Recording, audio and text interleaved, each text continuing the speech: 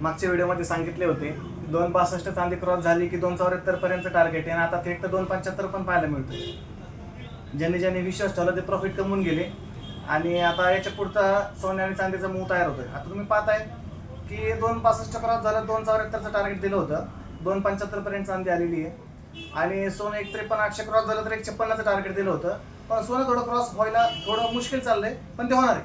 ठीक आहे, तुम्हाला काही व्हिडिओ पूर्वी पण सांगितलं होतं चांदीला मॅनिप्युलेट लवकर करता येतं, सोन्याला मॅनिप्युलेट करणं थोडं मुश्किल आहे. बरं, आता याच्यानंतरचं काय?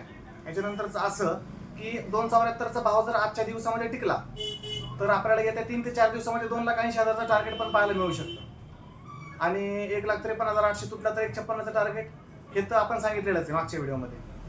सकाळच्या व्हिडिओमध्ये पण मी सांगितलं होतं, ज्यावेळेस मी बोललो होतो की मोदीजींनी जे वक्तव्य केलं होतं सोनं खरेदी टाळा, आपल्याला खरेदी करायची, आपल्याला फ्युचर घडवायचं, हे सकाळच्या व्हिडिओमध्ये पण मी सांगितलं होतं. आपल्याला नुसता भाव पाहायचा नाहीये, आपल्याला फ्युचर घडवायचं, आपल्याला प्रॉफिट कमवायचं आहे. अशाच डेली नवनवीन अपडेटसाठी आपल्या बेदरे सराफ आळंदीला फॉलो करायचे आणि योग्य वेळी योग्य अंदाज घ्यायचा आहे. धन्यवाद.